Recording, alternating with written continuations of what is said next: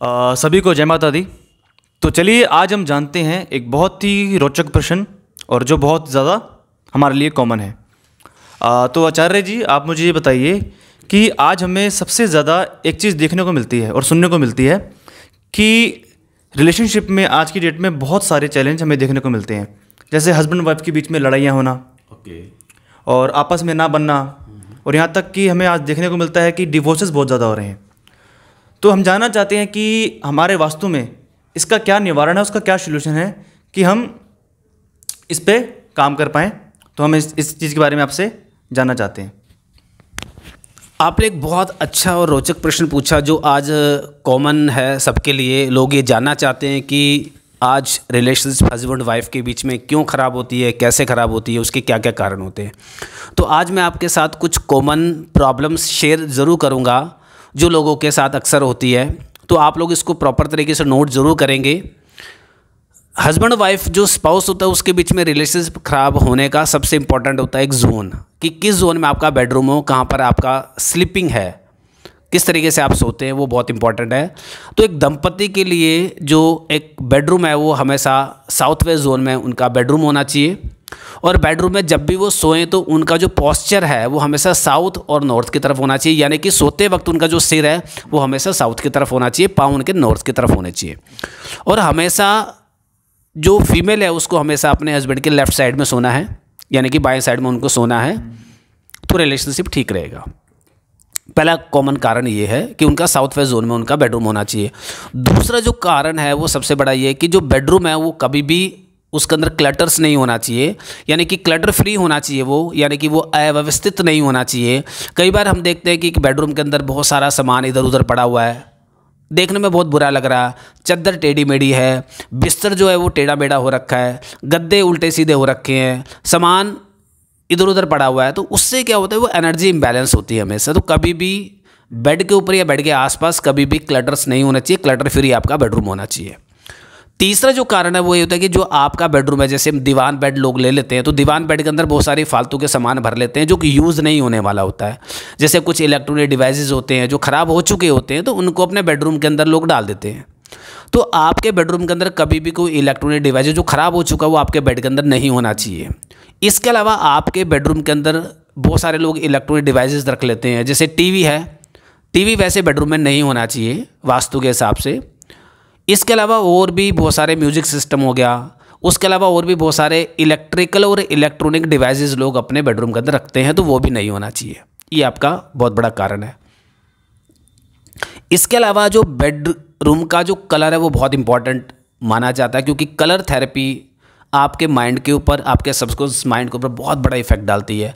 तो आपका जो बेडरूम है उसका जो कलर है वो कभी भी ब्राउन नहीं होना चाहिए, यानी कि रेड नहीं होना चाहिए, डार्क ब्राउन नहीं होना चाहिए, या बहुत ज़्यादा डार्क नहीं होना चाहिए, जैसे लोग ब्लैक करवा देते हैं या इसके अलावा ब्लू करवा देते हैं, डार्क ब्लू करवा देते हैं, तो वो कलर भी आपका बेडरूम का नहीं होना चाहिए। सूदिंग कलर हो, सूदिंग का मतलब है सॉफ्ट कलर हो आपके बेडरूम के अंदर जो अच्छे लगे देखने में, ये बहुत बड़ा कारण है। इसके अलावा आपके बेडरूम के अंदर कभी भी कोई भी आर्टिफिशियल फ्लावर्स नहीं होने चाहिए, जैसे लोग दिखावे के लिए गमले के अंदर बहुत सारे ऐसे फ्लावर्स लगाते हैं जो देखने में तो बहुत अच्छे लगते हैं, लेकिन वो हमेशा नेगेटिव एनर्जीज को एब्जॉर्ब करते हैं और वो रिलेशनशिप खराब होने का बहुत बड़ा कारण होता है। इसके अलावा आपके उस बेडरूम के अंदर कभी भी आपको कोई ऐसे प्लांट्स नहीं लगाना चाहिए जो नुकीले हों, कंटीले हों, कांटेदार पौधे प्लांट्स आपको नहीं लगाने चाहिए, वो भी आपके रिलेशनशिप को ख़राब करता है। ये भी एक बहुत बड़ा कारण है। इसके अलावा आपका जो बेडरूम है, बेडरूम तो आपका बहुत अच्छा जोन है जहाँ से आपको सारी एनर्जीज मिलती है। आपको अपने बेडरूम के अंदर हमेशा ऐसी पिक्चर्स लगानी चाहिए जो कि बड़ी अच्छी लगे, जो कि सूदिंग हो, जैसे भगवान श्री कृष्ण जी की प्रसन्न अवस्था की, माता राधा की आपकी प्रसन्न अवस्था की आप फ़ोटो लगा सकते हैं, जो कि रिलेशनशिप को बहुत ही बेहतर करती है। ये तो बेडरूम की बात होगी। इसके अलावा आपका जो बेडरूम है उसका जोन के अलावा आपने किसी और जोन में आपका बेडरूम शिफ्ट कर दिया, जैसे नॉर्थ ईस्ट जोन में आपका बेडरूम आ गया तो भी प्रॉब्लम आएगी, क्योंकि नॉर्थ ईस्ट जोन जो है वो ईशान कोण है, पवित्र स्थान है, पूजा का स्थान है, तप का स्थान है, आराधना का स्थान है, वो मेडिटेशन का स्थान है, लेकिन उस स्थान पे आपने गलती से बेडरूम बना दिया। अब बेडरूम बन गया तो क्या होगा, वो वाटर एलिमेंट का स्थान है, वाटर एलिमेंट पे कभी भी अग्नि और पृथ्वी तत्व काम नहीं करेंगे, अगर करेंगे तो वो हमेशा नेगेटिव होगा, उससे हमेशा रिलेशनशिप खराब होगी। तो इसीलिए नॉर्थ ईस्ट जोन में कभी भी बेडरूम आपका नहीं होना चाहिए, जो कि एक पूजा का स्थान है, क्योंकि बेडरूम बनेगा तो वहाँ पर अपवित्र भी होगा वो डेफिनेटली। इसके अलावा आपका बेडरूम साउथ ईस्ट जोन में भी नहीं होना चाहिए, क्योंकि साउथ ईस्ट जोन शुक्र का स्थान है, अग्नि का स्थान है। अगर अग्नि के स्थान पे आप बेडरूम बनाएंगे तो वहाँ पे लड़ाई झगड़े होंगे, क्योंकि अग्नि में अगर आप वास कर रहे हैं तो आपके दिमाग के अंदर अग्नि पैदा होगी, अग्नि पैदा होगी तो आपको गुस्सा आएगा तो आप हाइपर होंगे तो हस्बैंड वाइफ के बीच में रिलेशनशिप खराब होगी। ये बहुत बड़ा इंपॉर्टेंट कारण है। इसके अलावा जो आपका सेंटर पॉइंट है आपके घर का, उसको भी थोड़ा सा ध्यान रखें। वो सेंटर पॉइंट यानी कि जो आपका ब्रह्म स्थान जिसको वास्तु में बोलते हैं, उसको भी हमेशा फ्री रखें, उसको कभी भी आप हैवी ना करें। जैसे कई बार लोग उसको अंदर पिलर्स बना देते हैं, कई बार वहाँ पर टॉयलेट बना देते हैं, तो वो जोन भी नहीं होना चाहिए।